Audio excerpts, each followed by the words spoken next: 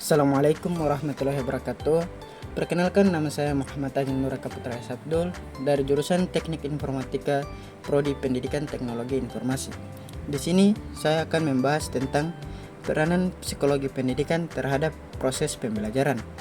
Proses pembelajaran yang efektif tidak hanya sekedar transfer ilmu pengetahuan dari guru ke siswa.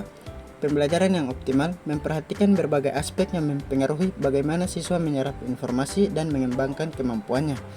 Disinilah letaknya pentingnya psikologi pendidikan.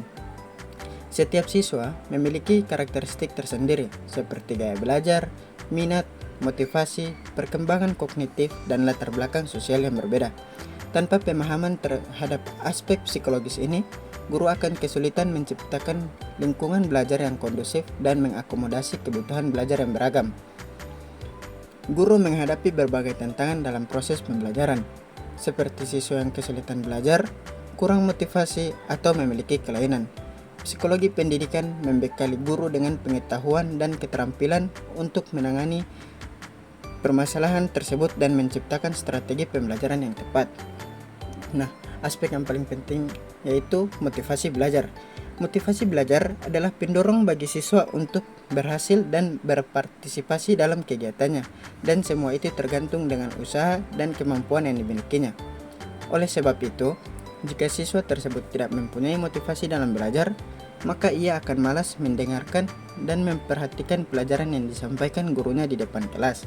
Maka dari itu, pemberian motivasi yang tepat akan sangat mendukung semangat belajar dan mendorong siswa untuk dapat mencapai prestasi dengan baik dan maksimal.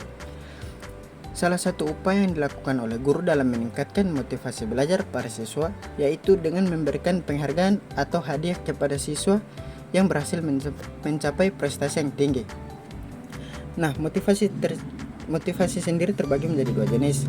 Yang pertama ada motivasi intrinsik, yaitu motivasi untuk menjadi aktif dan berfungsi serta tidak membutuhkan rangsangan dari luar, karena sudah ada dorongan untuk melakukan suatu hal dari dalam diri sendiri. Contohnya seperti siswa yang memiliki hobi membaca, maka tidak perlu diperintah dulu karena sudah pasti ia akan melakukannya sendiri dengan senang hati. Yang kedua ada motivasi ekstrinsik, yaitu motivasi untuk aktif karena adanya pengaruh faktor eksternal. Contohnya seperti seorang siswa akan belajar karena ia tahu bahwa akan ada ujian esok harinya dan mengharapkan nilai bagus ataupun mengharapkan hadiah semata. Nah, ada berbagai macam hal yang diperlukan oleh guru dalam meningkatkan motivasi belajar siswa. Yang pertama, guru sebaiknya memperjelas tujuan yang akan dicapai. Tujuan yang jelas memungkinkan siswa untuk memahami arah keinginan siswa itu sendiri. Pemahaman siswa tentang tujuan dalam belajar dapat meningkatkan minat siswa dalam proses pembelajaran yang pada akhirnya akan menumbuhkan motivasi belajar siswa. Yang kedua, guru dapat menciptakan suasana belajar yang menyenangkan untuk siswa. Hanya dalam suasana yang menyenangkan, aman, dan tanpa rasa takutlah siswa dapat belajar dengan baik. Usahakan agar kelas tetap hidup, segar, dan bebas dari stres. Yang terakhir, sebaiknya guru memberikan pujian yang sesuai dengan keberhasilan setiap siswa.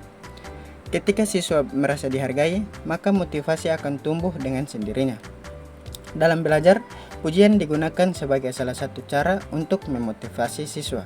Karena peserta didik juga manusia, tentulah mereka akan merasa senang ketika dipuji oleh gurunya. Nah, sekian pembahasan tentang peranan psikologi pendidikan terhadap proses pembelajaran. Sekian dari saya. Wassalamualaikum warahmatullahi wabarakatuh.